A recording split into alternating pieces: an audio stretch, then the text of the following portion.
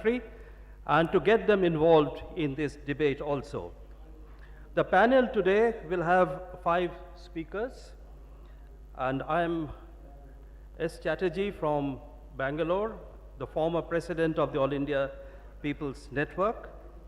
So 5 speakers are D. Raghunandan from Delhi Science Forum, Professor Sudipto De from the Jadavpur University, Dr. Unni Krishnan from the Government of Kerala, Professor Sushil Khanna, formerly of the Indian Institute of Management, Kolkata, Dinesh Abrol, formerly of the NISTATS and with the Delhi Science Forum.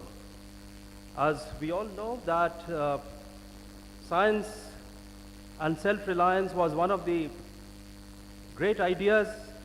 It is a part of the idea of India because it came up with our freedom struggle. We know of the 1938, how the National Planning Committee was formed and in which the role of science and technology was debated, discussed. And in that, scientists played a very prominent role under the leadership of Professor Meghnad Saha. So since then, we have progressed for about more than 80 years, 85 years since then. Planning committee gave rise to Planning Commission. We had industrialization through public sector. Planning committee gave to Planning Commission, and now Planning Commission has been disbanded for the last 10 years. So today, the panelists actually cover a wide spectrum of the issues that involve science and technology. While I introduce the panelists and their titles, I will briefly tell you the titles on which they will be speaking. And the first speaker is D. Raghunandan from All India People's Science Network to give us a perspective, AIPSN's perspective, and the People Science Movement's perspective on the questions of self-reliance. Raghu, please. 15 minutes each speaker. And as television anchors often say, I'll tell the speaker, your time begins now.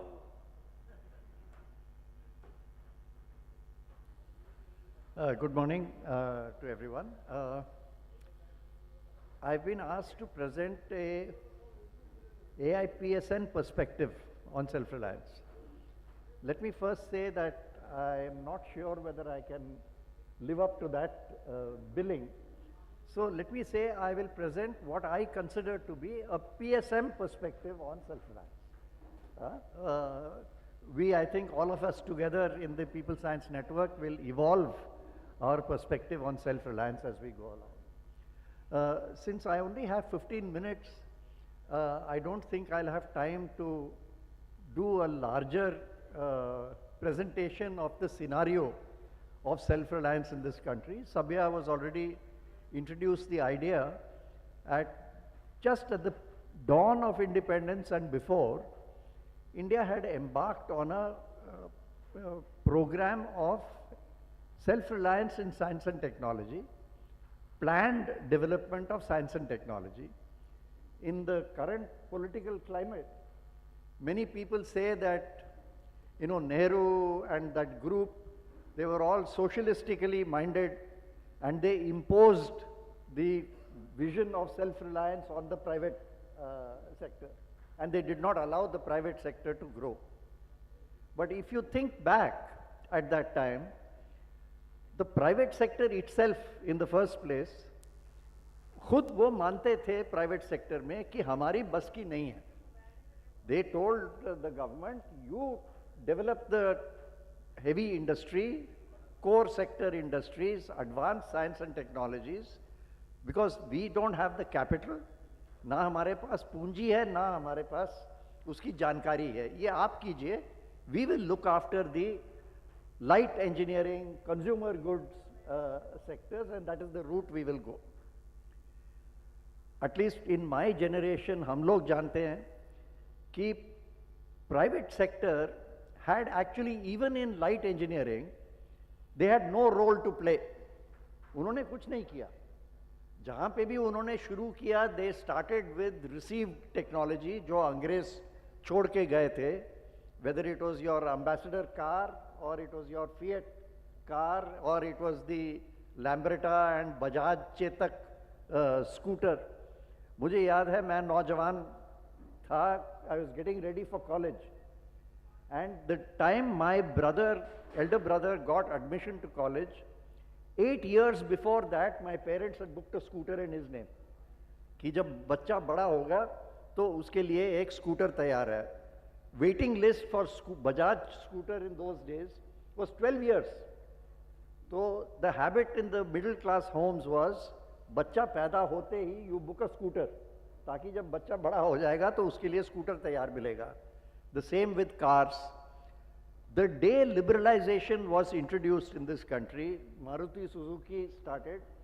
ये पूरे जितने Fiat, Ambassador, Herald, Lambretta, Bajaj सब बंद, because उनके पास कोई technology नहीं था.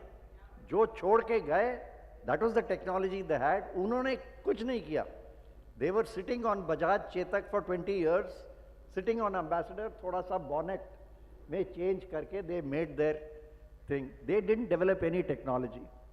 The first watch, घड़ी जो हम पहनते हैं आजकल, उस time, again, like I say, when I got admission to college, my parents took me to Connaught Place in Delhi, कि बेटे हम आपको एक घड़ी खरीद के देते हैं आज. And all the watch were all imported from Germany, Japan. Imported क्या? They were smuggled. सब smuggle हो. The first company to make watch in India was HMT, Hindustan Machine Tools. उनकी घड़ी बनती थी. Telephone, Indian Telephone Industries, उनके घड़ी बनते थे. So the entire edifice of Indian industry was built by the public sector. There was private sector didn't do anything either then or now. Liberalization was done. लोगों ने कहा कि बाहर से नई टेक्नोलॉजी आएगी, निजी कंपनी लाएंगे, वो यहाँ पे औद्योगिकरण शुरू करेंगे by bringing advanced technologies. The advanced technologies came, but came along with the multinational companies. So you have Maruti Suzuki, you have Honda, you have Hyundai, you have everybody else. Even those who claim to be making an Indian automobile are using all imported components. आप सबके पास mobile phone है, उसमें शायद लिखा भी होगा made in India, but there is no made in India there. Every component is imported from Taiwan, from China, from Korea, from somewhere else, and you turn a screwdriver and you put a stamp made in India and sell. Whether it is cell phones, whether it is any electronic goods, refrigerators, televisions, everything in this country, so-called made in India, is not made in India, it's assembled in India. पेचकस चला के उसको बनाते हैं. What has the private sector done? Nothing. Today, government says we are giving huge incentive for what they call productivity linked incentive, कि you come set up a factory here to make what's it called, chips, because that is the technology of tomorrow. You do it. It's the most basic starting point of chip making, when those chips are not even the chips advanced enough to go into any processor, anything. An average car in this country today uses, I think, 600 chips or thereabouts, and you perform rudimentary functions which is there. Central Electronics Limited had started chip manufacturing 25 odd years before. And if they had succeeded, which they had at that stage till the factory caught fire and that technology disappeared with them, we would have been in the leadership of chip making to some extent, at least compared to where we are today. The point I'm trying to make is, today, जिसको सरकार कहती है आत्मनिर्भरता, Atmanirbharta is not self-reliance, the way this government is putting it. Let's be clear about that.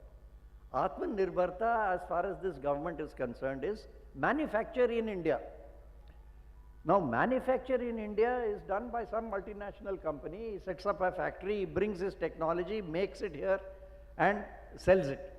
Tomorrow, if that manufacturer goes, he leaves the country and goes, aapke haath mein kuch nahi. Today, any product that you make, the profit from that does not come from the manufacturing. Manufacturing ke liye you will get some mazduri, some labor cost. The real value of that lies in the knowledge that is there, that goes into the chip, that goes into the software. You take Apple, which is one of the top 5 companies in the world. Okay? Sometimes number 1, number 2, it goes like that. Apple as a company makes nothing. They don't manufacture anything. So manufacture में क्या मिलता है? Apple gives all its, excuse me, आप please side को हो जाइए. Hello hello please settle down ताकि वो काम शुरू हो जाए. It is the knowledge inside that product which is taking the profit. अब एप्पल कंपनी कमाती है पैसा. जो एप्पल का सेल फोन बनाता है, the company called Foxconn in Taiwan, etc., they are earning about 10 to 15% of the value of that cell phone.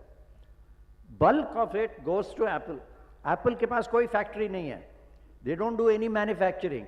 If they can be the top 5 companies in the world without doing manufacturing, India आज manufacturing based on imported technology से क्या करेगा? So the point is today we are entering what is called, लोग इसको कहते हैं knowledge era. जानकारी के आधारित जो है आप तकनीक के जो सीढ़ी है, the ladder of value in the world, where are you depends on how much of that knowledge you have. Our neighbor China to the north, they are investing hundreds of billions of dollars in developing their own knowledge. They are saying वो ज़माना था when China used to be considered the factory of the world. They used to manufacture everything. Tube light से लेके छोटे lamp से लेके teddy bear, stuffed toys, everything was made in China. वो कहते हैं वो ज़माना गया. Now those small manufacturing jobs, somebody wants to, he can do it. Taiwan, Bangladesh, Vietnam, whoever wants can go.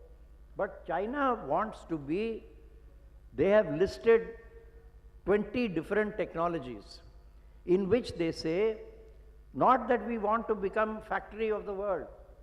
They are saying, we want to be world leaders in that technology.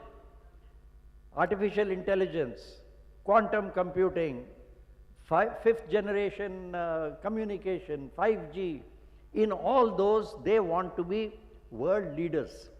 World leader today does not come from being a manufacturing hub. Manufacturing hub तो कोई भी आप ठेके पे करवा लो काम. ठेकेदार will come, he will give you the money, you hire the labor और तुम पेचकस चलाओगे और manufacture करके चले जाओगे. उसमें आपको कुछ नहीं मिलेगा. When that manufacturer wants, he can move the factory from here, take it to Bangladesh, take it to Nigeria, take it to anywhere else.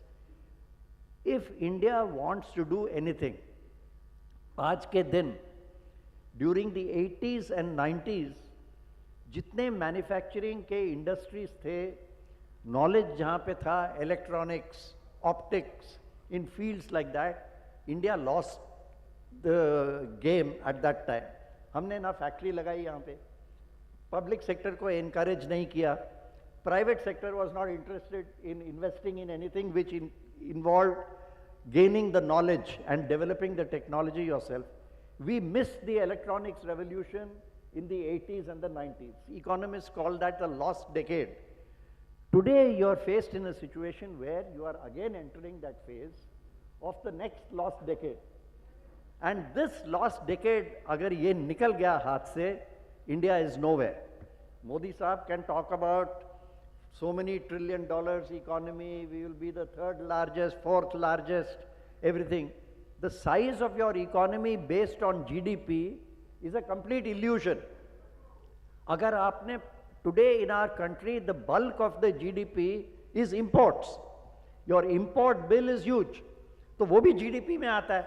If you keep importing, that is also GDP growth. If India has to progress in the world of today, then India must master some technologies. And if you are to master some technologies, whether it is in AI, whether it is in computing, whether it is in chip manufacture, whether it is in solar cells, whatever, if you are to master, you must master by gaining that knowledge yourself. We talk a lot about our software industries. 2 minutes? Yeah. We talk a lot about our software industries. Infosys is there, Wipro is there, but you open your cell phone, you open your laptop, what is the operating system?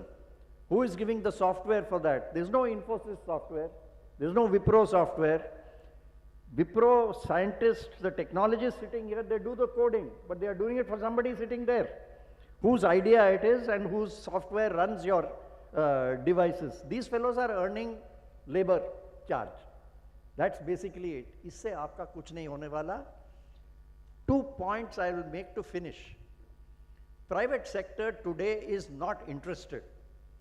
चाहे वो क्षमता हो ना हो उनके पास, they are not interested in investing in knowledge, in gaining R&D. Government says we are now going to start funding a new R&D system in which substantial portion of funding will come from the private sector. Private sector has not invested in their own company. तो तुम्हारे देश के जो राजनीति है और देश की जो टेक्नोलॉजी उसमें क्या इन्वेस्ट करेगा? It cannot be done. The only way out is to have substantial investment in the public sector, and the public sector must lead on a mission mode the task. It cannot be done based on market forces. China is not saying हम 5G develop करेंगे, market को देखेगा वो आता है नहीं आता है. उन्होंने लिस्ट बनाया पहले से कि ये 20 टेक्नोलॉजी हैं in which we want to order. So I will conclude by saying India is entering the knowledge era. We are producing engineers, you are producing scientists. What are they going to do? ये scientist क्या करेगा? उनके लिए मजदूरी करेगा. Whether you are sitting in Bangalore or you are sitting in Silicon Valley, they are basically laborer job. 2 centuries ago, we sent laborers from Bihar and Tamil Nadu to plantations in Malaysia and the Caribbean. Today, you are sending middle-class laborers with white collar and tie to Silicon Valley to do it. So, we have to move towards a knowledge era-based foundation for science and technology, indigenous ownership of the knowledge. You have to develop that knowledge today. Manufacturing will come, but you have to develop that knowledge. For that, you need to make the investment. 0.7% of GDP, say, investment, say, nothing is going to happen of this kind unless you really invest, and that investment has to be state-led and planned. Otherwise, nothing is going to happen. Thank you very much.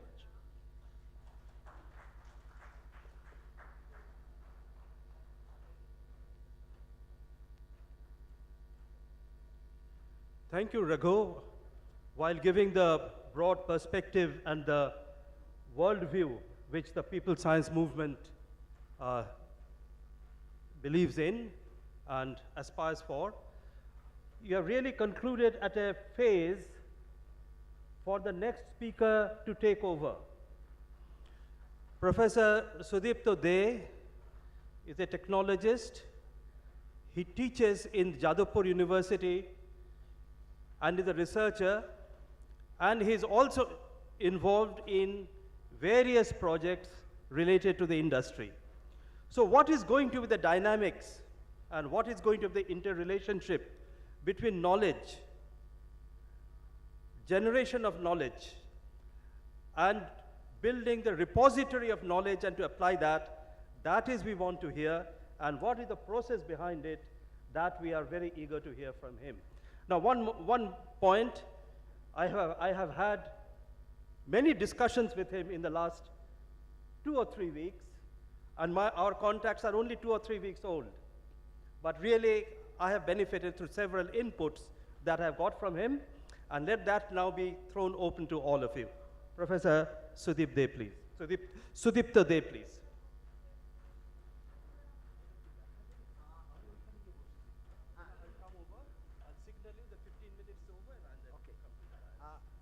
If if the PPT is possible, and then also otherwise it's not possible. The PPT only needs the link, nothing else. Only 3 PPTs are there just to get the link. So we can move without PPT also. It's no problem. Okay, fine. I can start.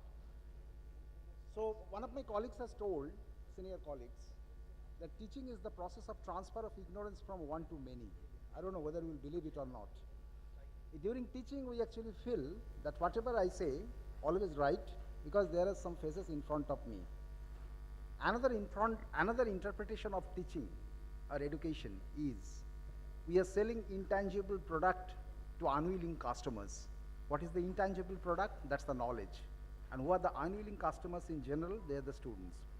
Now, converting this particular scenario should be the real motto of the actual education sector. Today, the basic theme is self-reliance, and we are trying to talk on that.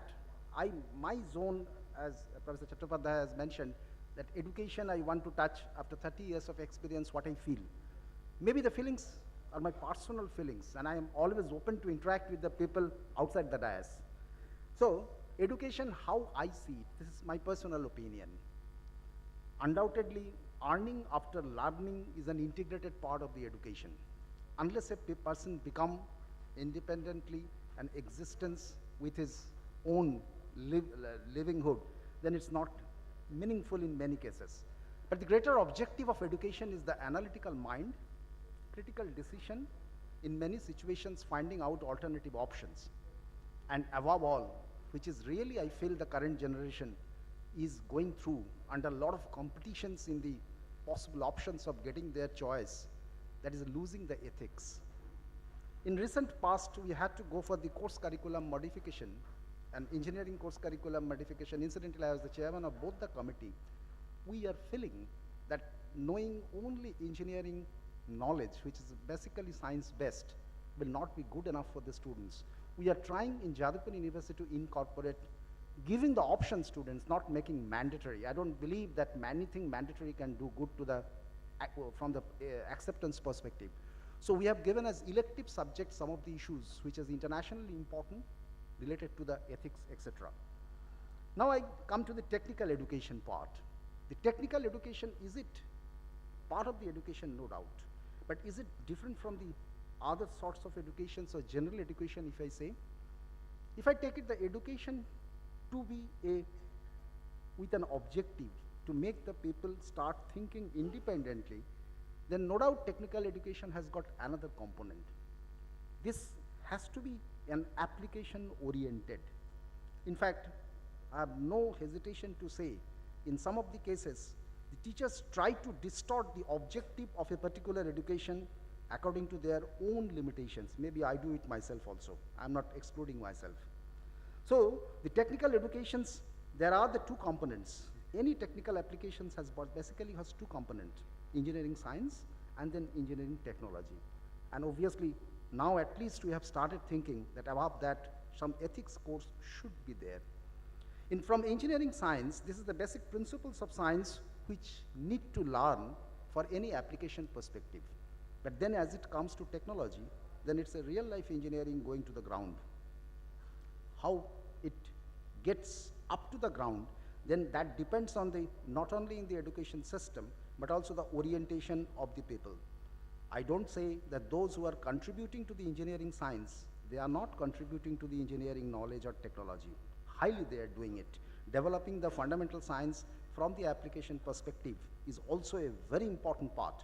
But those who are real life doing engineering, they are also assets. Sometimes the people going into higher educations and research, they think those engineers who are actually operating on the field are not of that quality. But from the engineering technology perspective, hats off to them, they're actually doing those things. Research. In my perspective, research has got a very confusing, ideas in different people's mind. I myself also don't know whether I do research or not. Within my limitations, I want to mention, sometimes we research make according to our own convenience. What I mean, the research, in a sense, there are certain application-driven research. In early part of my career, I was involved in some of the integrated guided missile development program, Incidentally, we got Dr. Kalam as one of our, rather mentor in that case, and he came to Jadavpur University several times.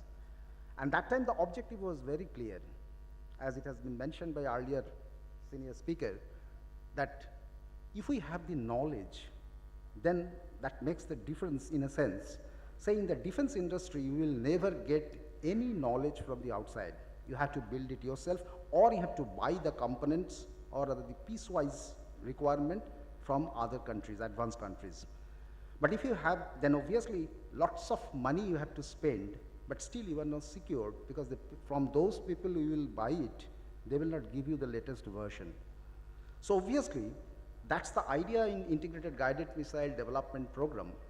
We can develop the technology, means technology will be with us, but we may not manufacture it, because costing is mostly involved in the manufacturing process. But if we know how to make it, then we can even earn money out of it. Be sure that Indian missiles are now being sold in the market rather than earlier we bought it from outside. And I must say, another example is the recent space research applications. Their topmost engineering institutes' participation is almost zero. I'm talking about the IISc, IITs. But this has been made a miracle, or rather the entire world has shown that how great achievement the so-called second-tier engineering institute can contribute. We have talents. I have no doubt about it. And once in those areas where we can have no support from advanced countries, so-called, we have proven our success in defense sector, in space sector. So I strongly believe that if the research is given proper, so-called, I should call it protection, I should call it support, then undoubtedly we can achieve something good. So this is my perception. You may or may not agree. But in the name of research, when it becomes related to something promotion, something that gets distorted. Whatever we do, publications of paper and application-oriented research are completely different. There you are compelled to solve a particular problem. But in, increasing number of papers sometimes becomes the way we find where it can get published. Innovations. Is it same as research? This is the new term we are recently hearing very frequently. I believe that you might be also aware, innovation may be part of research, may not be part of research. Say, a very simple concept, my daily requirement of groceries will be supplied by somebody who will drop it at my door. That's not a research. That's a basically concept that goes to business. But some of the innovations are undoubtedly research driven. But innovations, currently government is promoting with some very important importance. I fully support in one sense, unless the innovations are there, the business and the economic growth will be affected. But we have to be very careful of giving proper protection to higher educations and research too, which can lead to more valuable innovations, not only business, but also with respect to social growth. Educations, in my perceptions, in our country and comparing some of my experience in advanced countries, I see that we have to see very precisely pre-primary, primary, secondary, higher educations.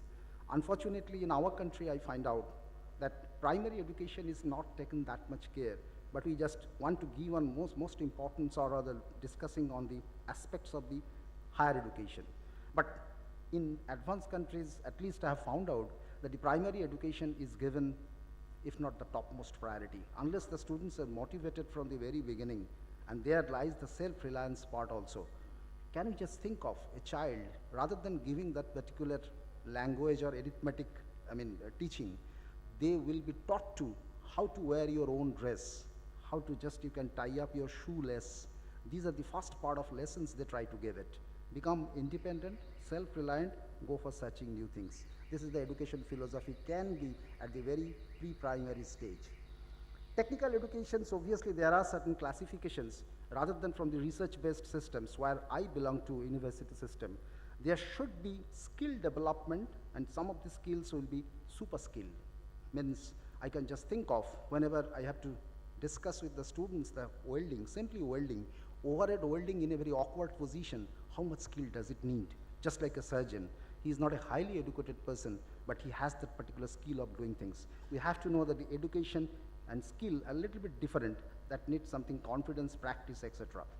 Research innovations obviously needs an higher education link thing. Research currently the quality is judged by the so-called metrics, usefulness, etc.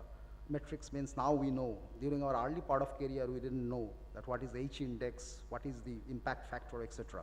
These, okay, I may not need over. So obviously these things, the H index, etc., whatever was there, these are identified from that particular concept. But honestly speaking, these things are also there. We have to find out certain metrics. Otherwise, earlier it was, I have 100 publications, I have 150 publications, whether they are useful or not, that was not decided. But current methodologies also has certain debates over that, whether how they are measured, they are properly giving the quality of educations or not. Government role, in general, the tendency of the people is blaming the government in all aspects. There are certain facts. There are some distorted facts also. I should not put my own limitations on the government to do. So on the basis of that, I can just, from my experience, I can say there are limitations both from the government side, from the long-term vision, and there are limitations from the people who are trying to make whatever they do as to be the best one. University system must be protected for research, I mean given proper support, but not for those research, these are nothing utility or adding to the real life knowledge. I just want to touch up something about the national education policy, because that's basically the future, but I found out that today morning only there are a lot of discussions, but obviously we always look for hope for in the future. So from that perspective, there are certain new changes in the schooling system. Instead of 12 years, there will be 15 years. Whether each one of these will be good or worse, or rather better or worse, that the only time will say. I'm not that person to judge. This is very difficult, but change was required. I believe personally that. Whether that change will make positive or not, that only time will say. Some positive aspects will come up, some negative maybe. Research incentives as research intensive multidisciplinary institute has been recommended. Teaching institutes with research component, and then some of the autonomous degree colleges. That means divisions of the teachers or rather the researchers into different institutes. Whether that will create some positive things of concentrating research people in a particular institute, or the teaching institutes will become day by day neglected institutes. That's an issue to see in the future. World-class institutes definitions are there. This world-class institute definition is a little bit fuzzy, I must say. What do you mean by world-class? Going by ranking, or going by quality, or going by traditional acknowledgement? I'm not sure, but government has a plan of declaring 20 higher education institutes, 10 private, 10 public. Let's see how it happens. Higher Education Commission of India will be there. It will have full autonomy with 4 verticals rather, regulation, accreditation, general educations, etc. The interesting is the full autonomy of these institutions, how will be implemented, will give actual effect or outcome. Let's see how it happens. Investment in education is targeted to reach up to the 6% of the GDP. This is no doubt very much required, because with respect to advanced countries, we are quite much behind that. Vocational courses has been included into the higher education institutes with industries. In fact, in engineering, industry should be very much integrated with education. I have no confusion. I'm working with the different committees of the Bengal Chamber of Commerce and the CII for more than around 20 years. And I have experienced that target-driven activity, much more, is done by the industry rather than the academic institute. They try to bypass many of the responsibilities in the name of the knowledge and etc. Sorry, I'm telling against my community. Vocational courses is integrated into the higher education system. That is a very good idea, I personally believe, because it should not be considered as a second-grade education. Without a very good technician, we cannot just go into that level of a development of real research. More industry-academia collaboration, terminology is very common, but how they can overlap, that makes an ecosystem. When you go abroad, we can easily fit into the industry systems or industrial problems, but in coming back to India, we don't find nobody is asking for our support. Maybe they also have different plans. Internationalization, whether that will create the good thing or bad thing, very difficult to say. Whether that will be basically a business center for outside institutes to come over just by their brand name, or they will really come with some good intention to develop the knowledge house, yet to be proved. Global collaboration, I cannot say it should be neglected. It's very important. Without global collaborations, our knowledge restrictions will be there. And academic autonomy, very good. But financial autonomy, what does it mean? Increasing student fees, we have to ask that questions. Financial autonomy is a very confusing term. And finally, will the university concept will get changed? Let's see how it happens in future. So hopefully good, may not be good. Thank you.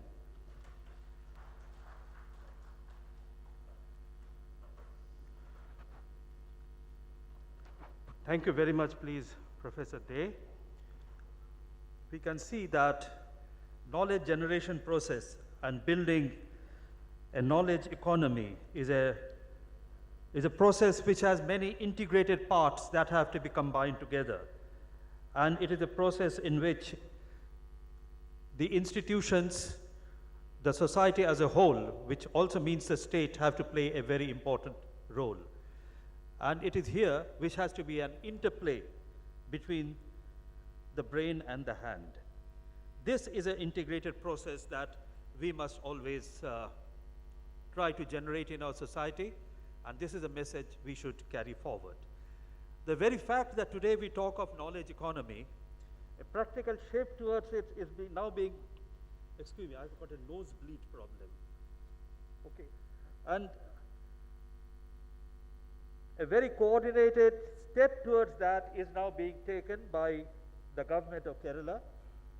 And to know about that experience, I invite Professor Dr. Unni Krishnan to give us the experience, and for the next 15 minutes, he will tell us about that. Please.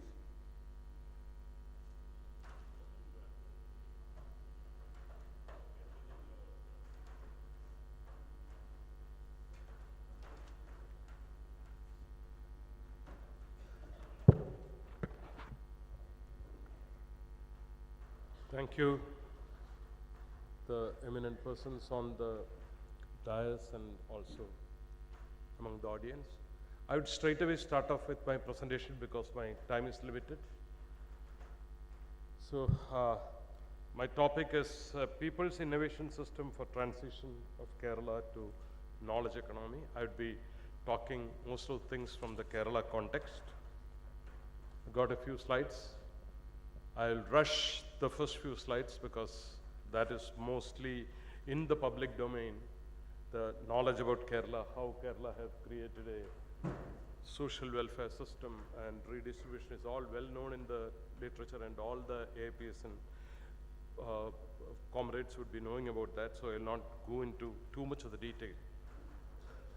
So, go to the next slide, please.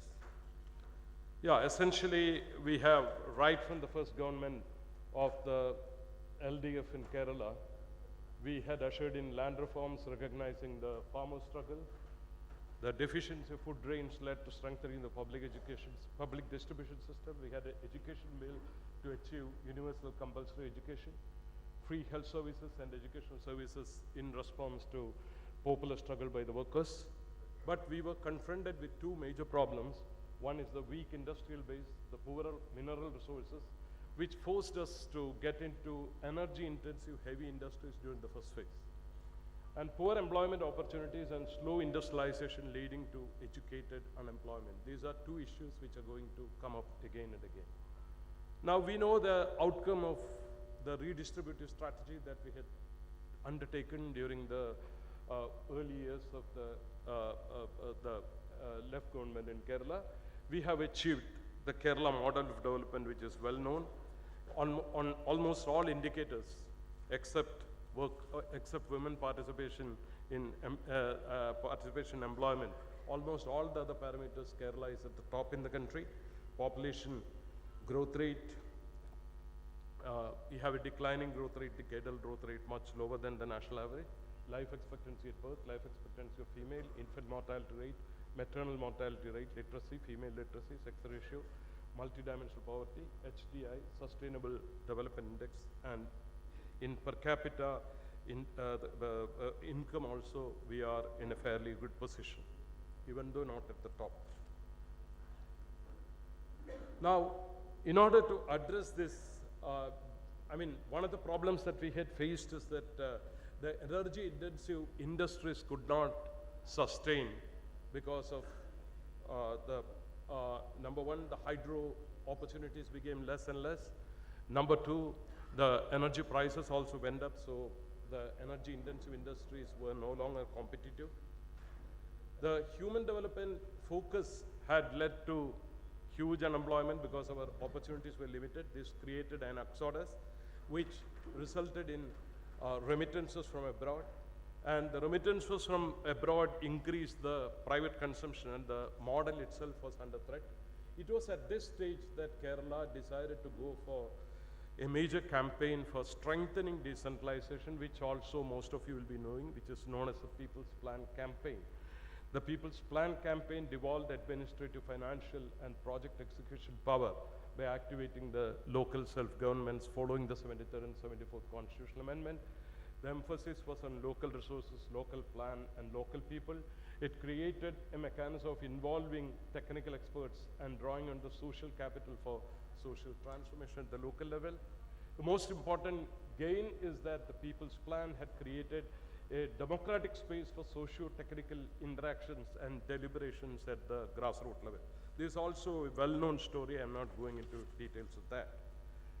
Now, one of the major things that we had intervened at that stage, which moved us closer to the knowledge society, was an intervention called the Information Kerala Mission, which was an outcome of the policy of the third left government in Kerala, the IT policy, which decided to take IT to the masses. The Information Kerala Mission was a program, was supporting the People's Plan program.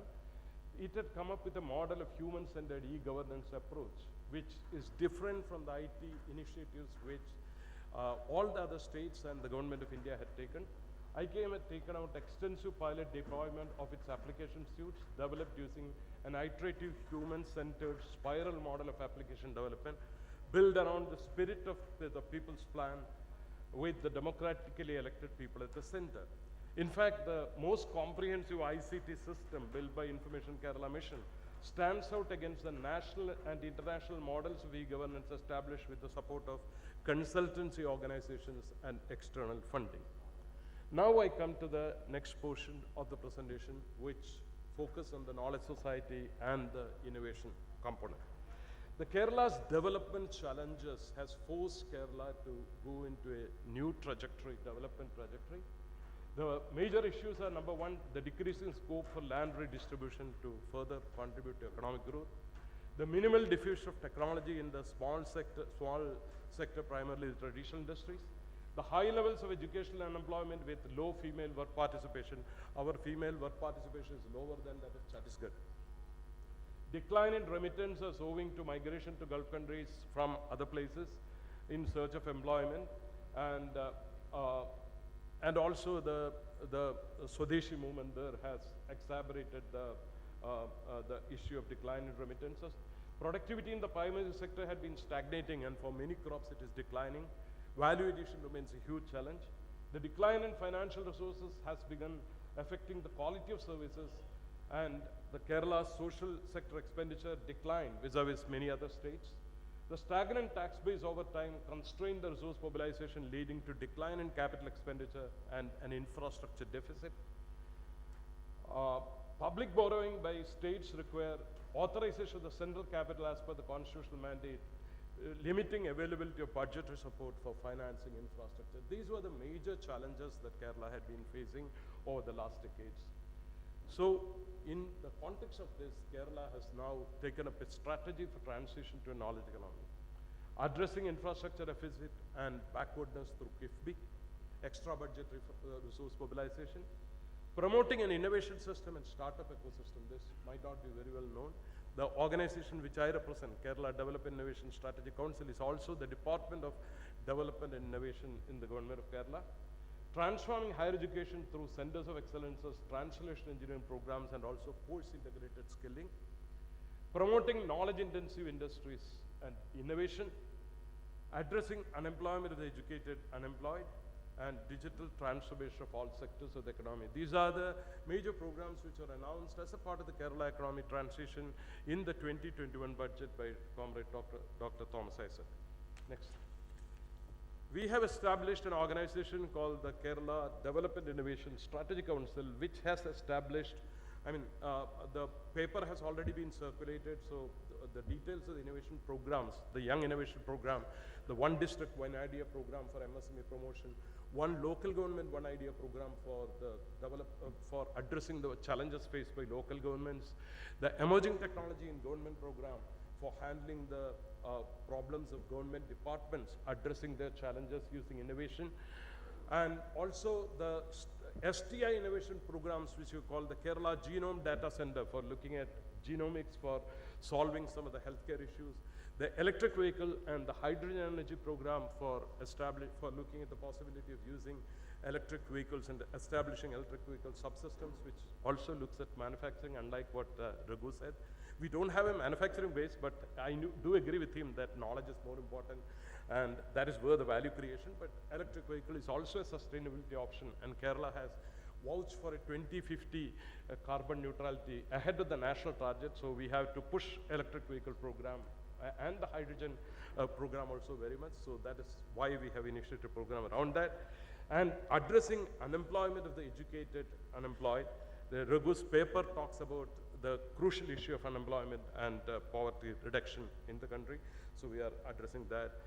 So this is how we have created a quadruple helix system. It is with the public systems at the center, the education institutions, the research institutions at the center, and the government is playing a critical role. We have brought in the private players. We don't have much of monopolies as a part of it. We have LinkedIn there, which is bringing jobs, but apart from that, we don't have any monopoly participation in the program.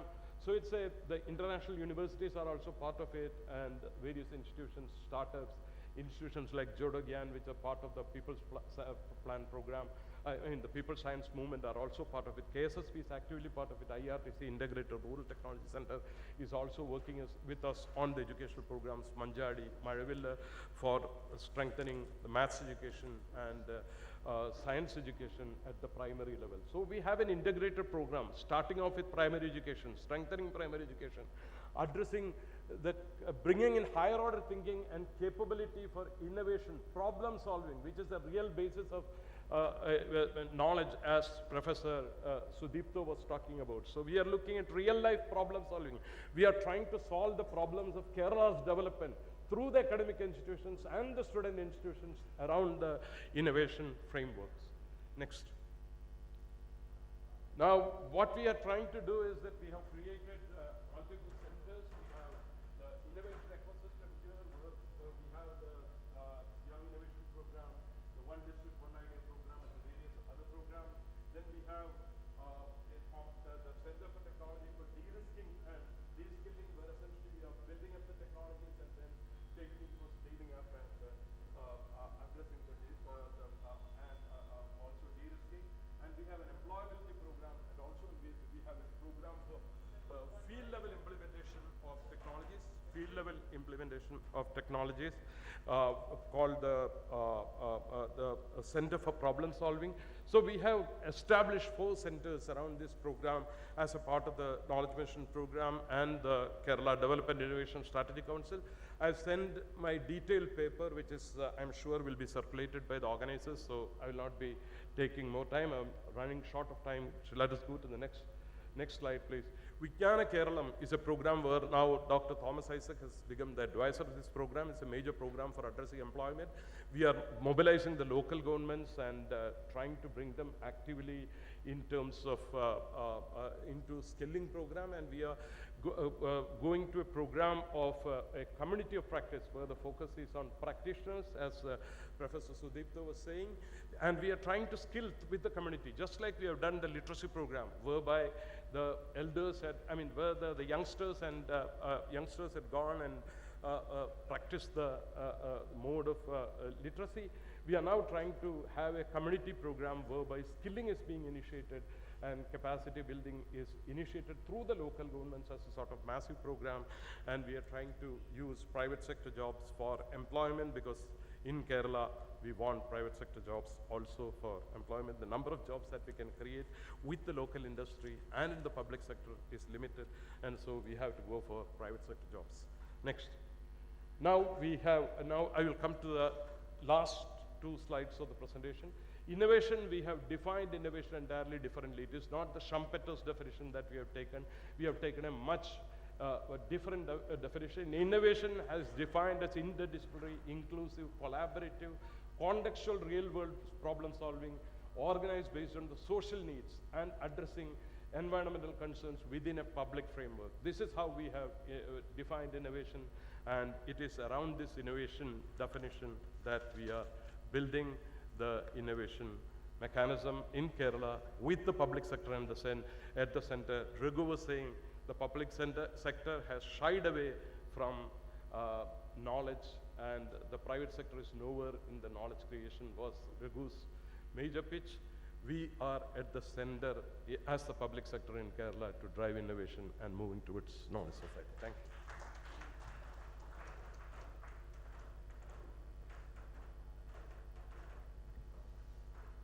Thank you, Dr. Unnikrishnan. As we can see, when you talk of knowledge economy, it has several components, and there are very important responsibilities that have to be discharged by every sphere and every part of it, and they have to be kept integrated together. We are going to conduct a special workshop this afternoon, which will be coordinated by Dr. Unnikrishnan himself, and his team from Kerala has also come here. So those of you who are interested in the details and the mechanisms of it, and what message does it give on the question of self-reliance question, people's livelihood question, I invite all of you and request all of you to attend that special workshop on knowledge economy. Thank you very much, please. And our next speaker is Professor Sushil Khanna from formerly of the Indian Institute of Management, Kolkata. His expertise lies in the field of industries. I know he has worked on the issues related to public sector industries, and we will hear from him what the public institutions or responsibilities lies in them on the question of self-reliance. Professor Khanna, please. Yes. Thank you very much. Thank you for inviting me here. It's an honor. Let me just quickly come to and begin from where Dr. Raghunathan, the first speaker, talked to you about. When India became independent, when we became Azad hue the jab hum, our savings were very low, 5% of GDP. And 5% of GDP, if you invest, it means you are just replacing the capital stock that you have used up, depreciated in a way, most of it. So the economic growth rates are very low. Our main imports were, you must have known, we are again almost there, were Scotch whisky and gold. These were the two large imports. India exported raw materials, jute. Kerala was a big export economy from selling things to the Western countries. And West Bengal was also a hub of it, tea, jute, and these were the things, commodities that we exported. And we had almost no industry except small textile mills which were in Bombay and Kanpur. And a country cannot be an independent without having economic sovereignty.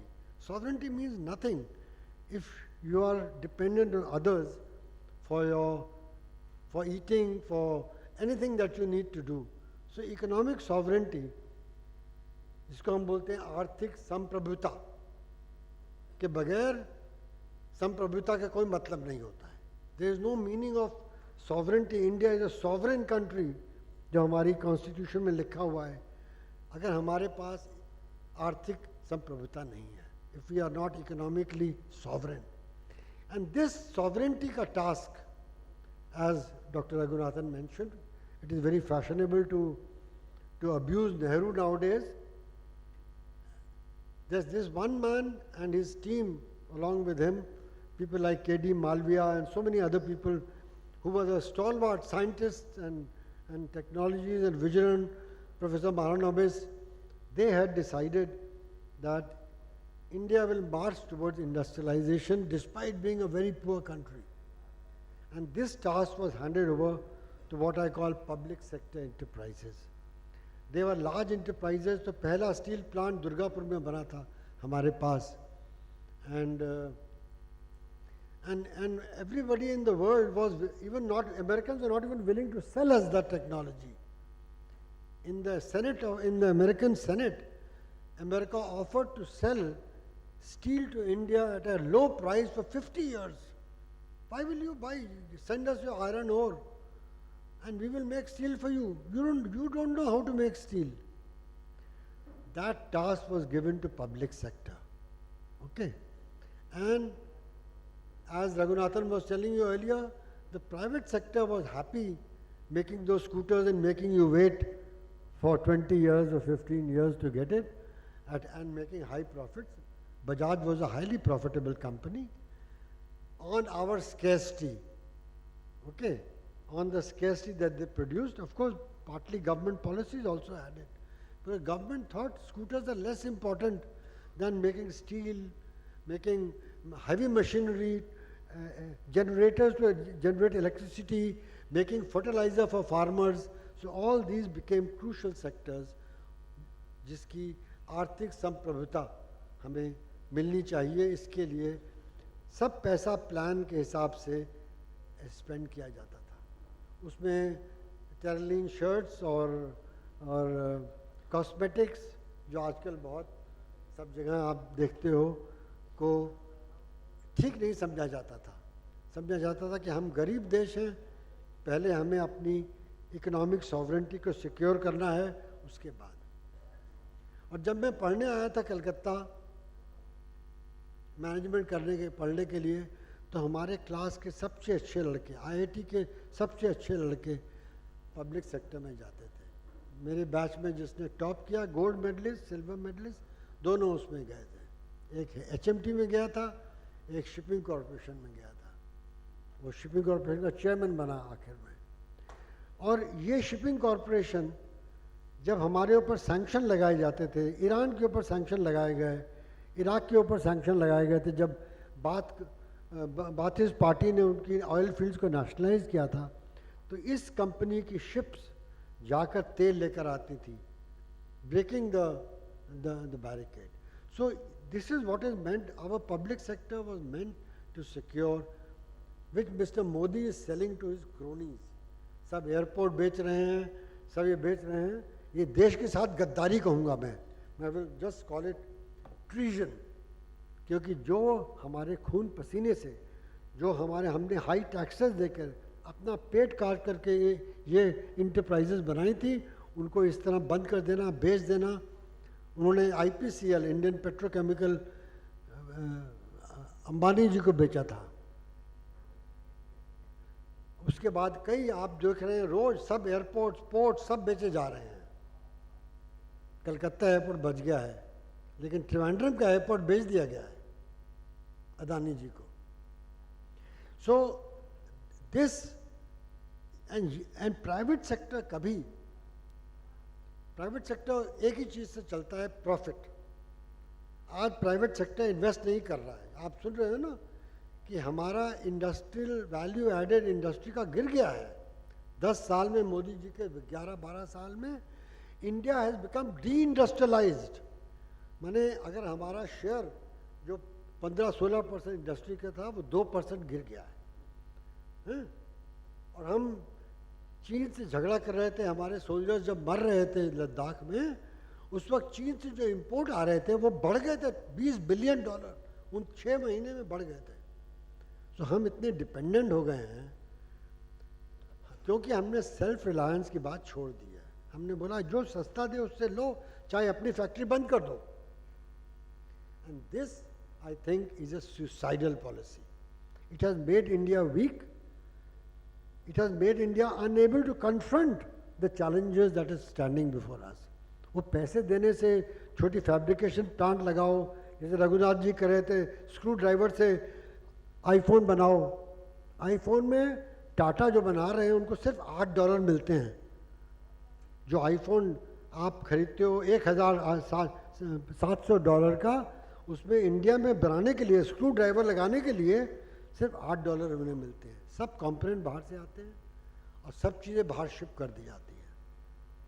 सो अगर हमको, ये कभी नहीं था नेहरू के vision में, हम सब कंपोनेंट बनाते थे। अगर कोई कंपनी शुरू करती थी तो बोला जाता था कि 4 साल में 5 साल में सब आपको अपना रॉ मटेरियल, कंपोनेंट्स, कंज्यूमेबल अपने देश में से बनवाना पड़ेगा। बनाओगे या बनवाओगे? And this is what was meant by self reliance, कि वैल्यू चेन हमारे देश के अंदर हो, कम से कम क्रिटिकल वैल्यू चेन तो ज़रूर हो, अगर सब नहीं हो। हमारी फार्मास्यूटिकल इंडस्ट्री जो बहुत बड़ी थी, वो पब्लिक सेक्टर के ने उसके बल्क ड्रग्स बना के बनाई थी। Indian bulk drug corporation, Indian pharmaceutical corporation वगैरह ने, उनको हमने बंद कर दिया, उनको तोड़ दिया, कहा कि ये थोड़ा महंगे हैं, उससे महंगे हैं। और आज हम चाइना पे डिपेंड करते हैं, जो हमें बल्क ड्रग देता है, हम खाली फॉर्मुलेट कर रहे हैं, खाली कैप्सूल बना रहे हैं। ये सो हिंदुस्तान आगे बढ़ने के बजाय पीछे चला गया है, और इसको बचाने के लिए, for this fight for economic sovereignty, we all have to come together. Even research institutes, when I entered this campus, I saw extension services. The whole green revolution was powered by Punjab Agriculture University and other agriculture universities in India by taking extension services, teaching the farmers how to use new hybrid varieties, new rice varieties, new technology, and so on and so forth. How not to use too much fertilizer and how to not use too much pesticides. Today, when we left it to private companies to do everything, we have withdrawn the role of universities also. आज वो Monsanto seed बेचता है और foreign कंपनियां उसमें वो pesticide बेचती हैं, और as you know we are being poison by those heavy doses of pesticide. उनको ज़्यादा बेचना है, चाहे वो आपके लिए दूषित हो जाए। It become poison for you, but they just want to increase their profits.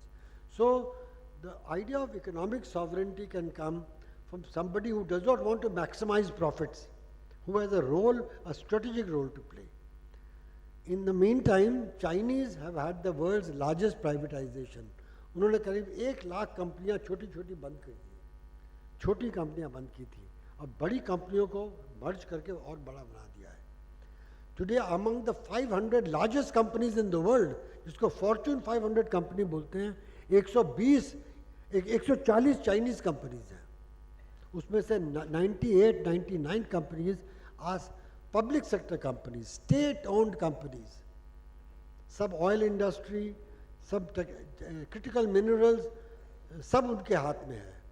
जो नई टेक्नोलॉजी में जो मिनरल लगते हैं बैटरीज में, इलेक्ट्रिक बैटरीज में, वो सब चाइना के पब्लिक सेक्टर कंपनियां कंट्रोल करती हैं, और उन्होंने दुनिया के ऊपर छा गए हैं। वो बाहर बहुत बड़े इन्वेस्टर हो गए हैं।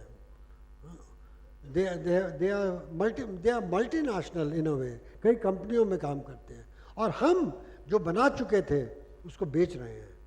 इंडिया का सबसे बड़ा एक्सपोर्टर हिंदुस्तान से ONGC था। यूपीए के टाइम में उनको बोला गया था जाके तेल ले आओ, सिक्योर करो। चाइनीज सब तेल खरीद रहे थे और देशों में जाके, तो हमने रशिया में लेकर और मिडिल ईस्ट में और साउथ अफ्रीका में ONGC ने ऑयल फील्ड्स को सिक्योर किया था कि अगर कभी झगड़ा हो हमें तेल मिल सके। उस ONGC को उससे 36,000 करोड़ इस सरकार ने उनसे छीन लिए हैं। उनका जो कैश सरप्लस था उसको बोला कि आप HPCL खरीद लो, अब ये पैसे हमको दे दो। HPCL खरीदने से ONGC को क्या मिला? कुछ नहीं मिला। 2 सरकारी कंपनियों को पास लाने से 36,000 करोड़ सरकार ने बजट के लिए ले लिया। तो आप अपनी कंपनियों को हॉलो कर देते हो, उसको बेच देते हो, उनका ठट्टा उड़ाते हो, तो हम क्या कहेंगे आपको? गद्दार कहेंगे कि नहीं? तो public sector stands for economic sovereignty, for our freedom to secure it in the threshold. As India faces new challenges, जो पुरानी इंडस्ट्रीज थी वो 60s और 70s की थी, आज नई टेक्नोलॉजी की कंपनियां आ रही हैं। दुनिया भरी हुई है मोनोपोलीज से, वेस्टर्न मोनोपोलीज से। उनको लड़ने की ज़रूरत है। And that can only happen if we strengthen public institutions, public universities, what Mr. Dev was telling you about, public research, because public research is not guided only by profits, it's guided by the need. And that is what Kerala Mission is trying to tell us, that our needs are specific to Kerala. कोई और नहीं करेगा हमारे लिए वो. So we have to do it ourselves, and the state has to play a role in that. State is not just meant to take money from private sector and sell things to them. Okay, thank you very much.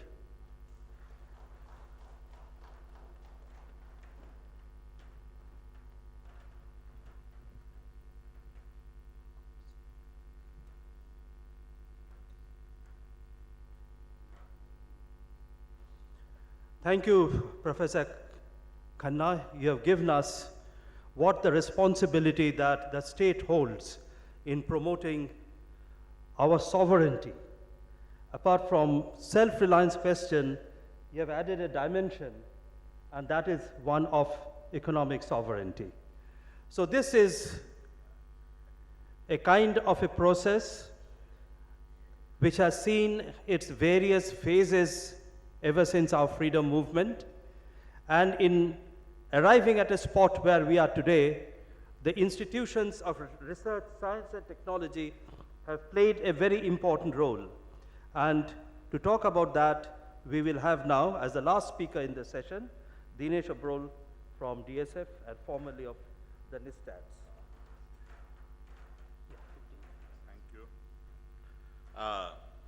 Thank you. Friends, where Sushil left, let me begin. Our needs are specific. What does it mean? Do we have examples from our last 40 years, 50 years, when we actually were pursuing a program of self-reliance? What did we do at that time? What did we do right and what we could not do right, I think needs to be brought up front for discussion, so as that whether Kerala level planning is undertaken or the union government level planning for the India as a country is undertaken. India at that time was facing the new and emerging technologies, like we're talking of some new and emerging technologies which are now to be mastered. At that time, the technologies which were to be mastered, they were based in electricity, power sector, chemicals, chemistry, linked to that was fertilizer, pharma, and a whole range of agrochemical industries at that time. And there were engineering industries, light engineering industries, which were mentioned. We did not really, we didn't waste our opportunity at that time because we created an ecosystem. Though it had its challenges, it had its even limitations, but we succeeded in linking public sector manufacturing with the publicly funded R&D institutions, including universities. If you look at the example of coal, I'll take just one example of coal. Central Fuel Research Institute was set up. It had behind itself a history of about 100 years on work on coal chemistry and coal beneficiation. British believed that the Indian coals can't be utilized for steel. And they didn't believe even it can be used for power because it has so much ash. It will corrode our, boilers. And as a result, India need not develop really many of these sectors indigenously. Indian scientists were determined that Indian coals can be used and beneficiated. And out of that was born Central Fuel Research Institute, Dhanbad. Central Fuel Research Institute was linked to the manufacturing industry. So the whole ecosystem linked manufacturing and knowledge production as it was taking place in Central Fuel Research Institute. Through collaborative programs. In fact, there was no boundary between even TISCO, the collieries, and the CFRI Dhanbad, Jamadoba. I don't know whether friends have visited Dhanbad. They are side by side altogether. And there is no wall between them. And the chairperson used to come from the Tata's collieries or Tata or Tisco, J.J. Gandhi and others. And of course, public sector came up later. So the public sector was also represented very much on the governing board of the Central Fuel Research Institute. And it is through the planned instrument that the Indian coals need to be beneficiated, used, and need was identified. And around need, there was a whole mission, a program worked out. And it's not 1 year, 2 year, 3 year program, like as it is today, reduced to projects. They were really planned programs for which the human resources also had to be nurtured. People were trained abroad, they were brought in back as a, like the Chinese have done it recently as far as it's concerned. We had a very similar kind of a strategy. I think we need to remember that. Let me take the example of Amul, which came out of the fact that, British again believed that, India milk cannot be condensed and, a milk powder as we produce it now. The CFTRI scientists took it as a mission, saying that we will do it. So it is the need, the mission approach, the planned approach that resulted in collaboration between manufacturing and R&D. CFTRI and Amul, people do not link it normally. It's a taste of India now, isn't so, Amul? CFTRI, many in the CII, and I remember Naushad Forbes addressing recently a year back, saying CSIR has done nothing. Even if it was not there, it wouldn't have made a difference to India. Neither he knew about pharma industry, he knew about it. They undermined it. CFTRI, food industry, Amul, this private sector undermined many of those particular achievements. I'll take the example of also other types of needs which CSIR catered to. These are really heavy industry ends that I took up. CSIR laboratories linked through what are known as RRL, Regional Research Laboratories. There were 5 regional research laboratories, and there were polyclinics, polytechnology centers, where specifically community needs were only addressed. And they were all abundant. They were changed into disciplinary institutions in the 2000s. Because CSIR labs used to closely link themselves with the community. These centers were undermined. Why were they undermined? Saying, we are working on technologies which are outdated. It wasn't the case. In fact, very many important innovations involved, like I just now took examples of, they might not have been entered into, IIT's radar. Regional, you know who contributed to the BHEL? Who built the BHEL? It is the Regional Engineering College, RECs. As far as IITs were concerned, my friend Sudipto, one foot in India, other foot in Air India. They all used to fly out. Now they don't need to fly out. I link it to the second point. Now sitting in Bangalore,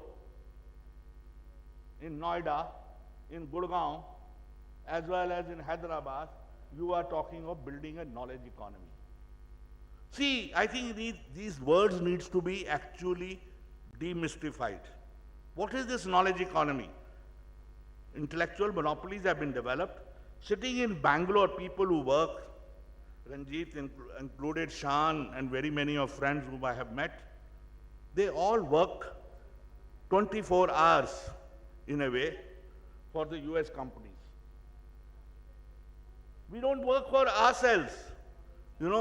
I have statistics to indicate to you, today about 45% of the Indian R&D engineering manpower You know, R&D engineering manpower is different from, considered from teachers, from doctors, and people who are purely working on, or mainly working on R&D, engineering services which like provide. Even within ICT, not everything is R&D and engineering services.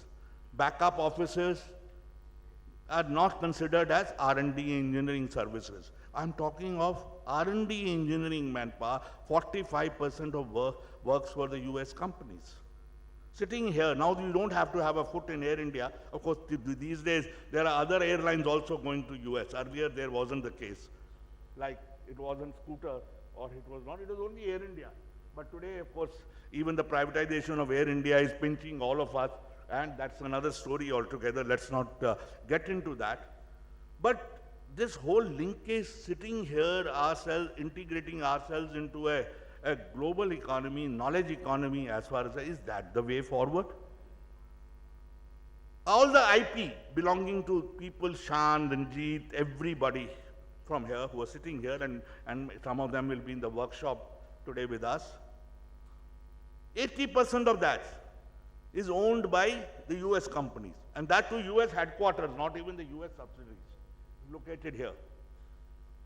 And if you look at that IP, they do not want to even show, because in India, Patent Act, and we were very much involved as a people science movement in that particular battle on the intellectual property legislation, when there was a pressure from the WTO to actually change our Indian Patent Act, we included a provision saying if you're filing a foreign patent, firstly file a patent in India. Then only you can file a patent abroad with the USPTO or with European Intellectual Property Agency. You tell me whenever. Though that provision required also them to use Form 27, where they had to describe whether they are working the patent or not. Working the patent meant whether you are making things locally here, whether you are using it further for R&D or not, for licensing technology or not. That's what was the meaning of the called working a patent. Because that was a provision in the Indian Patent Act 1970, which we had brought into existence after changing the intellectual property legislation, which was introduced by the British long back in 1856. So before even railways had come, we had intellectual monopolies in this particular country. You know, so this particular act provision, they changed it very recently. You know, by entering into called a free trade agreement with 4 countries: Denmark, Liechtenstein, and Sweden, and well, another 4th country I'm just forgetting at the moment. Is a European country. It's whether Norway or one of these. These 4 countries called EFTA, European Free Trade Area, and IFTA. For that, even the Indian Patent Act rules have been changed.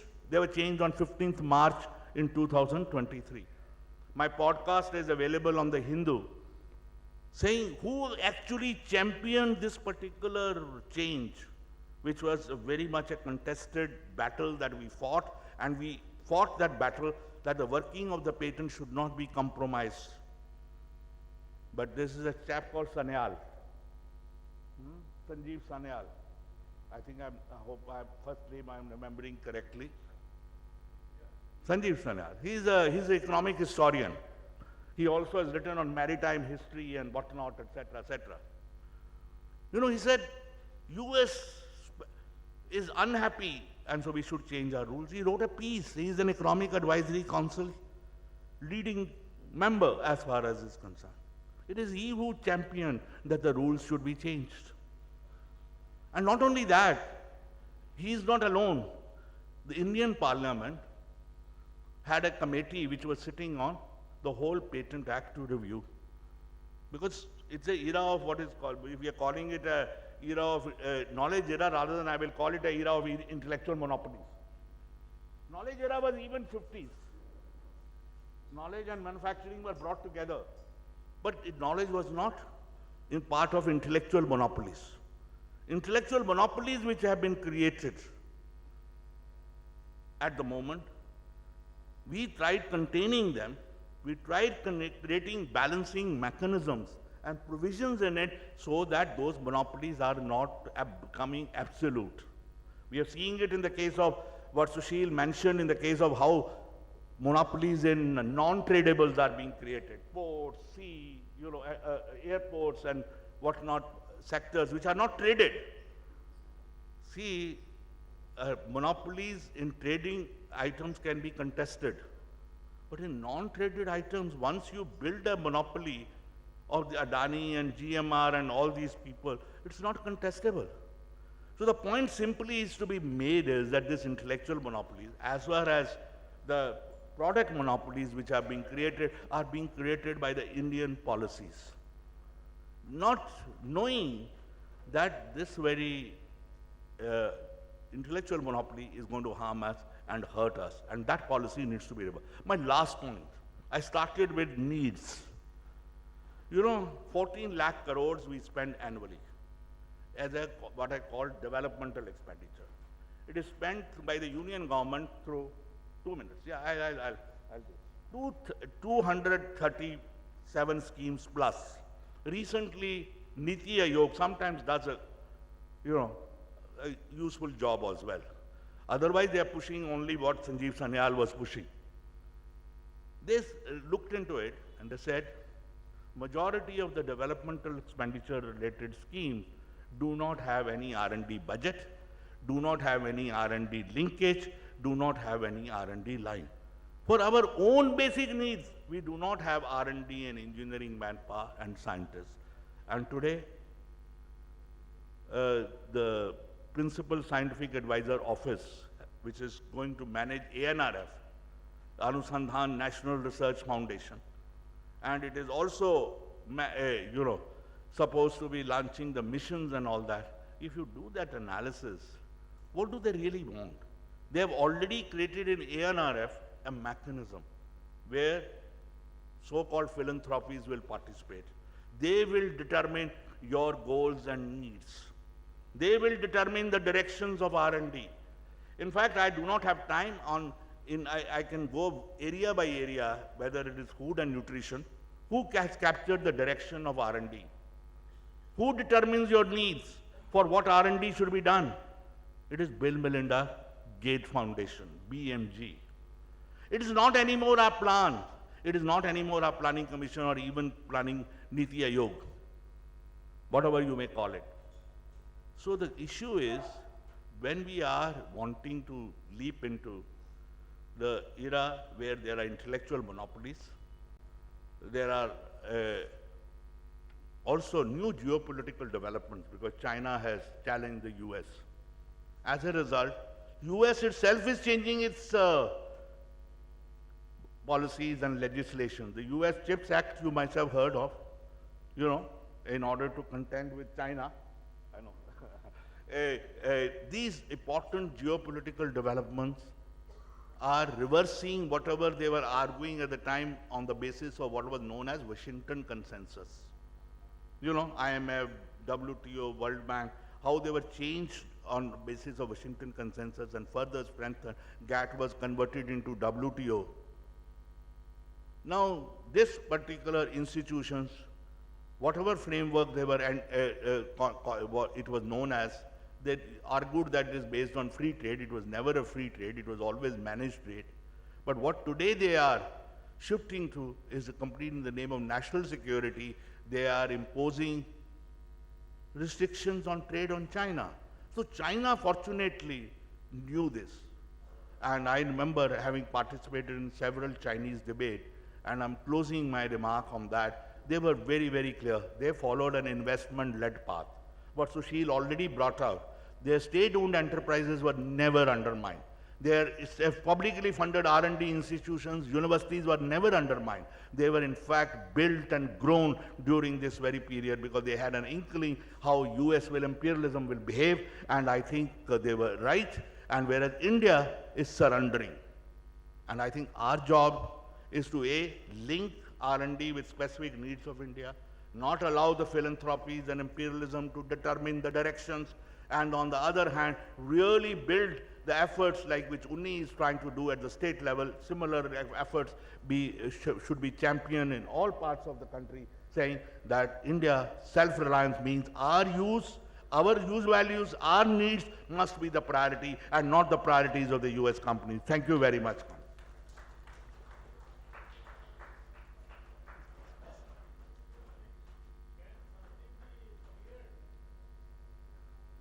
The process is given in that there will be a discussion, but we have to cut down the discussion time because we started late. But I thank all the speakers for really following the schedule. 15 minutes each, everyone, none of them overshot.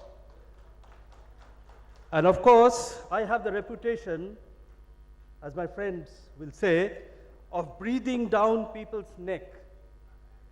But now I invite R.K. Singh to give a summary of what has been the proceedings now. And after that, we can have only 15 minutes, maximum 15 minutes of discussion, because we have to vacate the hall. So please, and of course I can't breathe down your neck because you're taller than me, but please proceed. Thank you, sir.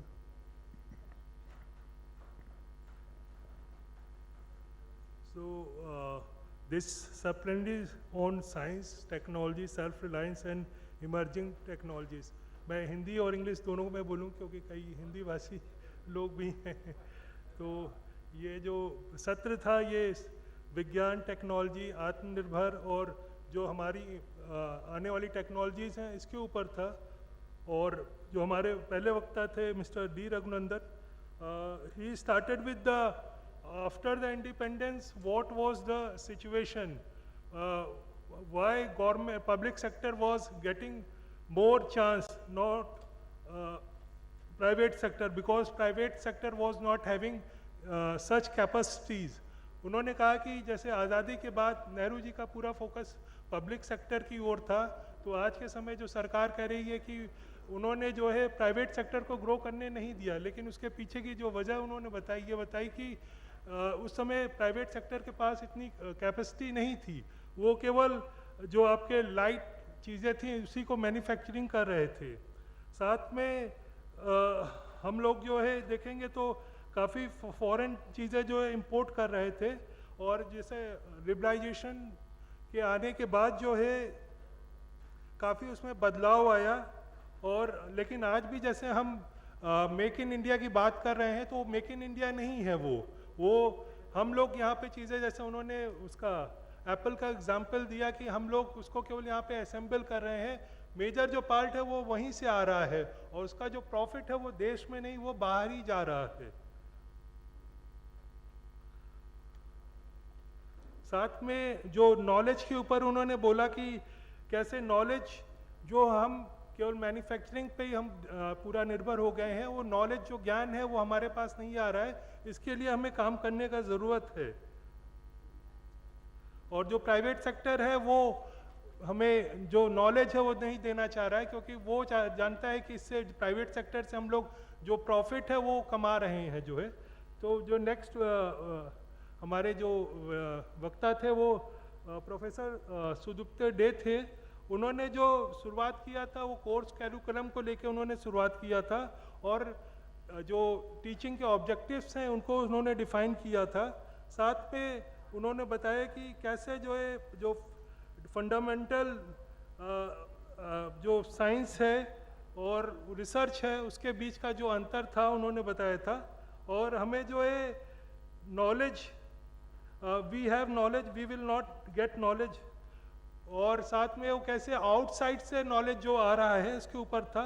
और जो हमें latest version जो मिलना चाहिए वो हमारे पास नहीं है, क्योंकि जो हमें टेक्नोलॉजीज दे रहे हैं वो पुराना वर्जन की दे रहे हैं।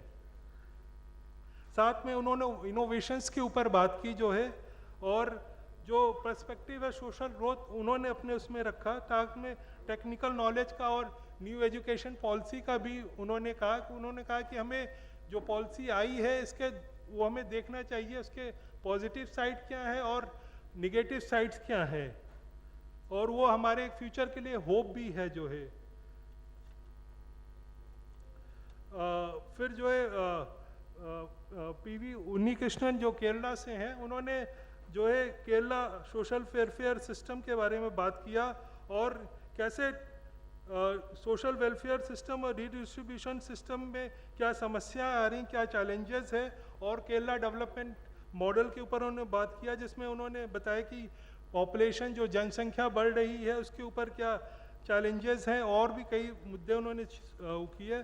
फिर एक उन्होंने जो प्रेजेंटेशन में पीपुल्स प्लान कैंपेन के ऊपर बात किया, और जो साथ में इंफॉर्मेशन केरला मिशन के ऊपर बात किया जो आईटी पॉलिसी के ऊपर उनके बेस्ड है। साथ में transitional of Kerala to Kerala economy, साथ में उन्होंने काफ़ी डिटेल में जो केरला का एक मॉडल है कैसे उन्होंने काफ़ी हब क्रिएट किए गए हैं ताकि जो लोकल नॉलेज है उसको जनरेट किया जा सके, एक जगह इकट्ठा किया जा सके।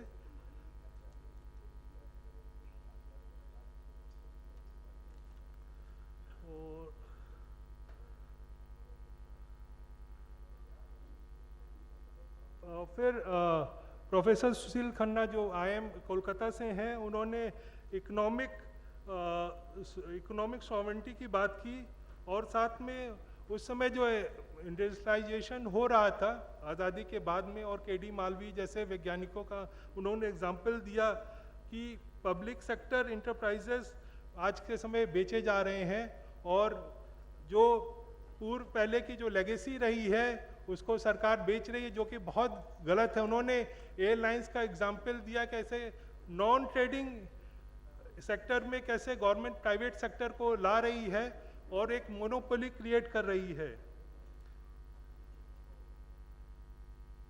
साथ में लास्ट में डॉक्टर दिनेश ओबरॉल ने जो शुरुआत की बोला था उन्होंने कि हमारी स्पेसिफिक कुछ नीड्स हैं उसके ऊपर उन्होंने बात रखी, और साथ में उन्होंने प्राइवेट सेक्टर, एग्रो सेक्टर और इंडस्ट्री के ऊपर बात किया। साथ में उन्होंने एग्जाम्पल दिया कोल का, कोल और जो सेंटर फॉर फ्यूल रिसर्च जहाँ से हम लोग धनबाद से आते हैं, वहाँ पे उन्होंने एग्जाम्पल देते हुए बताया कि कैसे वो कितना इंटीग्रेटेड नहीं है, अलग अलग पार्ट स्टेक होल्डर हैं लेकिन वो एक साथ में काम नहीं कर पा रहे हैं। इसके लिए अमूल का एग्जाम्पल देते हुए भी उन्होंने बताया कि कैसे जो है एक मिशन है, प्लान्ड है, अप्रोच है।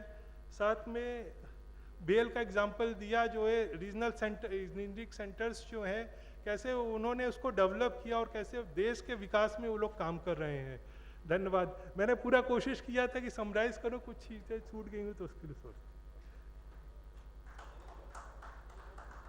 Thank you, Ravi, for summarizing in Hindi in 10 minutes what was spoken in last hour and 15 minutes. Now, we have to vacate this hall at 11:30. Now, if there are questions, please, we have time only for 3 or 4 questions. First question, next is yours.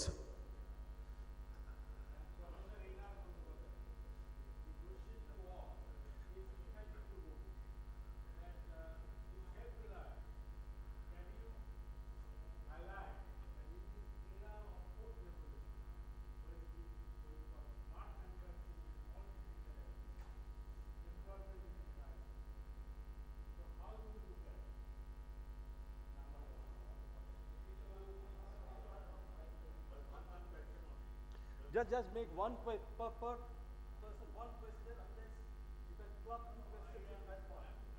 Yeah, please, yeah.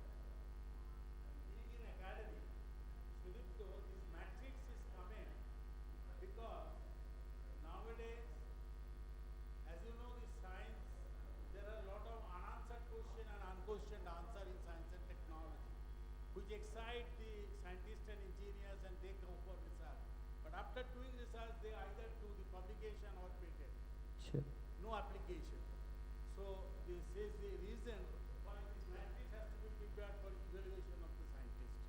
So that is question. But your education policy, education in universities should be linked with self-reliance. Lot of papers. I am the chief editor of Spin Journal. lot of papers are nowadays coming with IAML. Are you questioning that biological intelligence and human intelligence, who will be dominating on what? Well, there are a lot of other questions and limitations.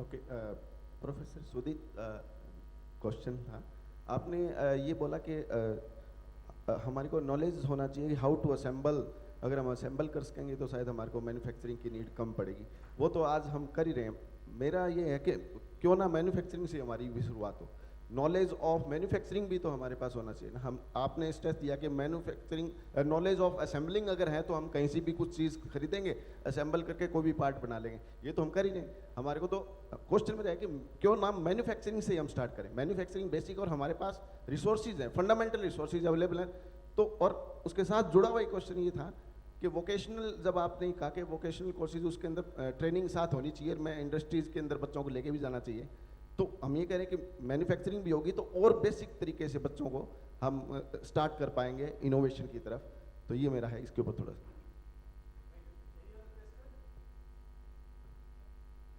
सभी को नमस्कार मेरा नाम professor Sameer आनंद है मैं बिहार से हूँ मेरा एक सवाल है कि आज के दौर में जिस तरीके से नव साम्राज्यवाद का उदय हो रहा है और बड़ी बड़ी कुछ ही कंपनियां इस देश में काम करेंगी बाकी के लिए स्पेस खत्म होते जा रहा है तो जो हम लोग जो चाहते हैं कि ग्रामीण क्षेत्र में छोटा छोटा उद्योग खड़ा करें या लोगों को उसके काबिल बनाया जाए तो इसमें अब एक सरकार के तरफ से मदद मिलने में धीरे धीरे कटौती देखी जा रही है तो इस स्थिति में हमको लगता है कि आगे के सत्र में अगर ये मार्गदर्शन हो कि इस समस्या से हम लोग कैसे जूझ सकते हैं तो इसके लिए मार्गदर्शन चाहिए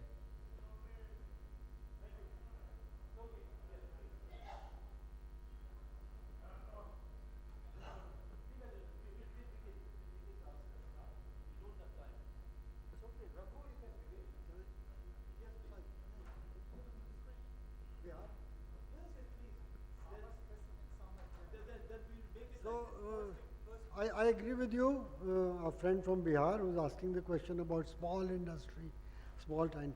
See, till a few years ago, 55% of India's industrial production come from what we call small and medium enterprises, unorganized sector. Only 40-45% used to come from, and this share was following very slowly, but after demonetization, जो मोदी जी ने किया, it killed the sector because अगर 6 महीने मेरी factory बंद होगी तो जो पूंजी होती है मैं उसको खा लूँगा मुझे तो अपना घर चलाना है I am not a very big I am not Adani और Ambani so that capital was eroded and the share of unorganised sector has fallen drastically and that requires a major intervention which Kerala has tried to do in eco startup system वगैरह करके कुछ सरकारी पैसा डाल के they have tried to help medium and small enterprises. They also have a finance corporation which funds at the state level, but at the national level, at the India level, we need to do a lot more. Otherwise, you are absolutely right. The big industry does not create jobs. It is the small industry which creates jobs. And the unemployment question, educated employment, is crucially linked to this, the question you have asked. Thank you, please. I now invite Professor Sudipto De to answer 2 questions which were directed at him. There are 2 specific questions asked to me. One is regarding the research metrics. My very senior favorite colleague from IIST Shibpur.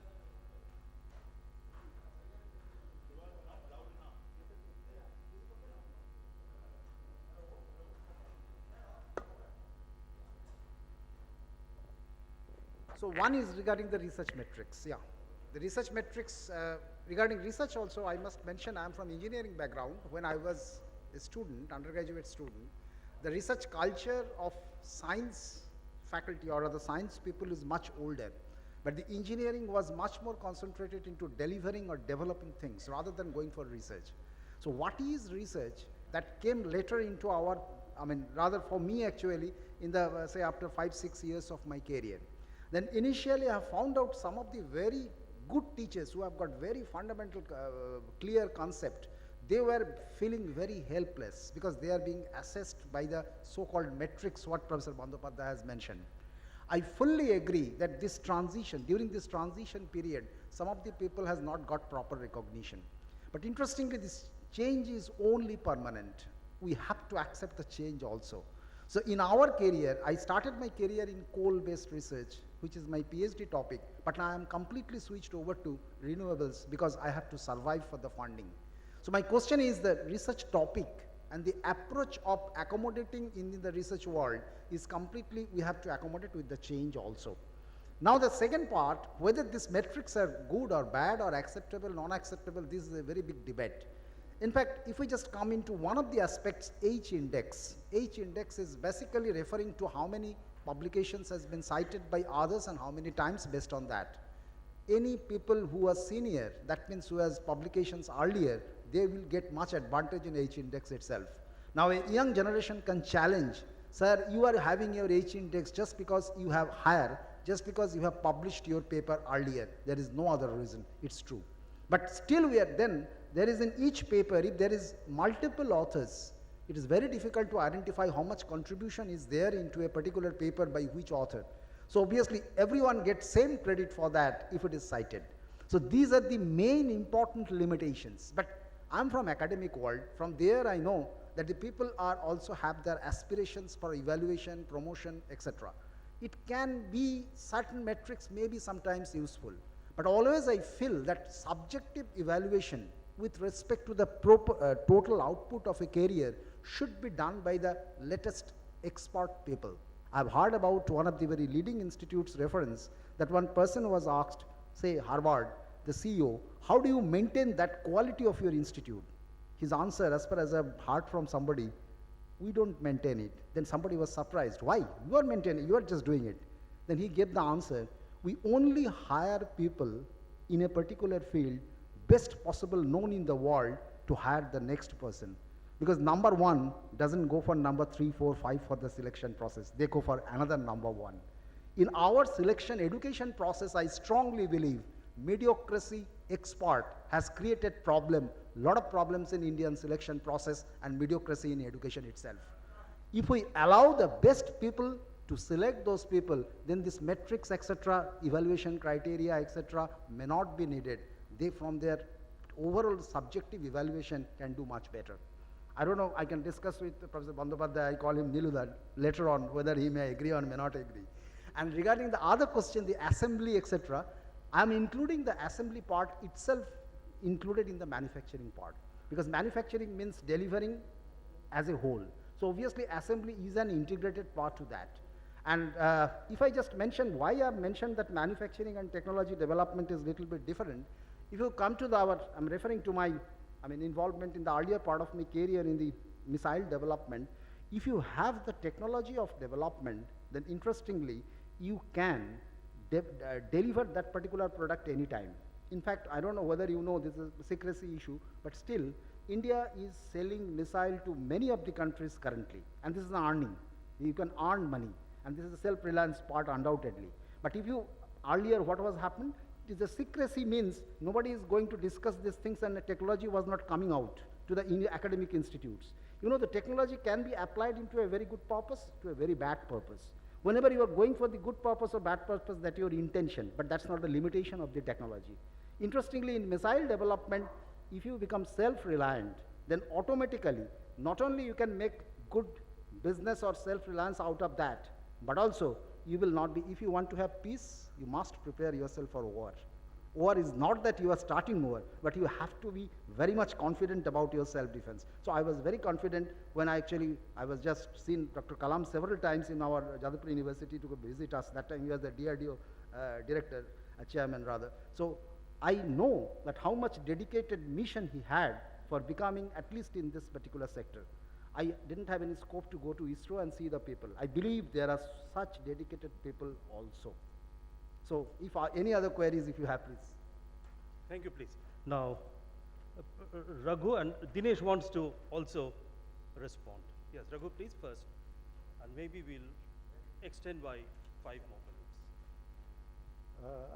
I will respond to two questions. First was regarding manufacturing know-how. That is also important when you undertake manufacturing here. I fully agree, but I just want to mention and underline that advanced manufacturing is not easy. Even if a factory owner today comes and tells you and teaches you how to make an automobile engine, the next generation of automobile engines, you will have to internalize that know-how in order to develop the manufacturing technology for the next generation. It doesn't automatically follow. So advanced manufacturing itself embodies as much knowledge as in other enterprises. The best example for that is in your chip manufacturing. Today, the battle between the US and China is being fought on the large 5G chips, the lowest nanometer chips. And the battle is being fought not only on the know-how, but also on manufacturing technologies and the machines with which to manufacture.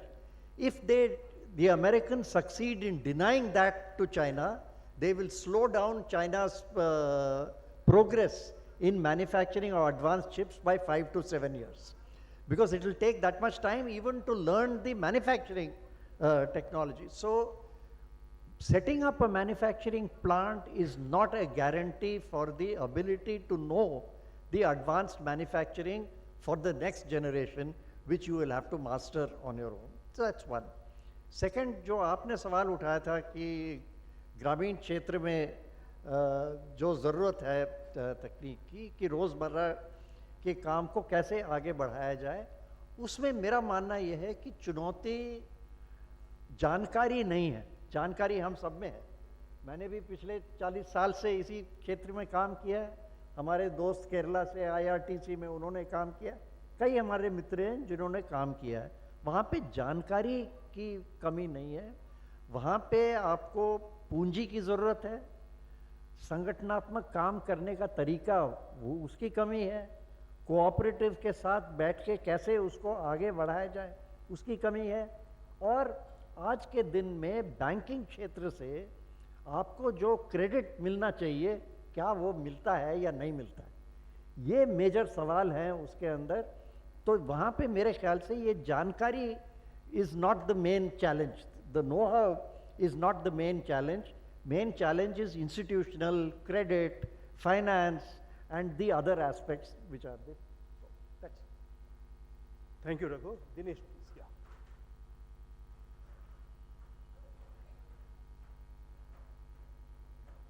I earlier gave examples of beneficiation, Amol.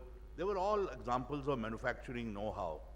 And that's in the process, if I add to that a set of examples, the example of pharmaceutical. We decided to manufacture, and we had built CDRI, we had built IICT, NCL, National Chemical Laboratories, and they could end up developing under the CSIR plant development more than 60 new chemical reactions which were not known to the world. And we did it in the course of manufacturing. See, let's understand that ecosystem, how it feeds each other. And number one, how do we create, what politics will create that manufacturing ecosystem? This was created out of the politics of the Indian freedom struggle, number one. Number two, today we have seen it's been reversed altogether. Import dependence has grown, as Sushil has just pointed out. And it's directly linked to that is the employment opportunities reduction. In all the sectors, almost 95% of them, where import dependence has increased, employment opportunities reduced, employment actually reduced. And I have given all sets of statistics in my last capacity building workshop in Delhi in the All India People Science Network for Northern Zone when we held it. We can discuss it today in the workshop as far as it's concerned. So if you're linking employment, which is self-reliance for a community, for everybody, not for that at the national level, for individual level, that is the way to go forward. Reduce your import dependence. And import, don't reduce every import. It's not necessary. You know, specific needs have to be determined based on that. Like I think many of the things which we tried actually substituting or advancing, we go for advance, they were really not our real needs. We should have built public transport. We did not need nano car. Sorry, I'm sitting in Calcutta. That's why I have taken the example. I think the whole automobile economy, which was built for capital accumulation, needs to be questioned whether that was really the way to go forward as far as is concerned. Needs must derive. And as I said, today 14 lakh crore annually is our developmental expenditure. The most of the developmental expenditure schemes which do not have, out of that 237 schemes, I said, very large number of do not have. Let us talk about whether it is Nav Samajwad, neo-socialism, or anything, etc., that starts with saying our needs, our peasants and labor. And I think out of that, new creative energy and sciences, technologies will develop. It is in fact that when we hook ourselves into a trade alone, China has not actually done that. China has followed a different path. I think we need to understand that. And where China has not gone, we should go into it as far as concerned, like relating to climate change. I think take our digital agriculture mission is completely handed over to Microsoft, Cisco, Google, etc. AgriStack, the whole idea experiment. You may not have chip for motors, but you can actually create application-specific chips for climate change. Our sensors can be created.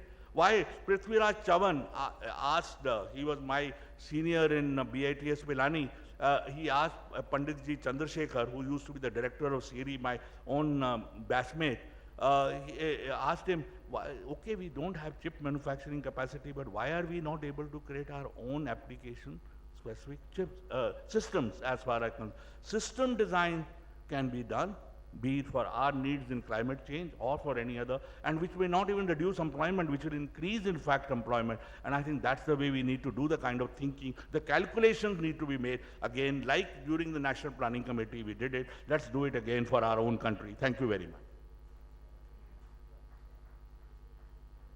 Thank you very much.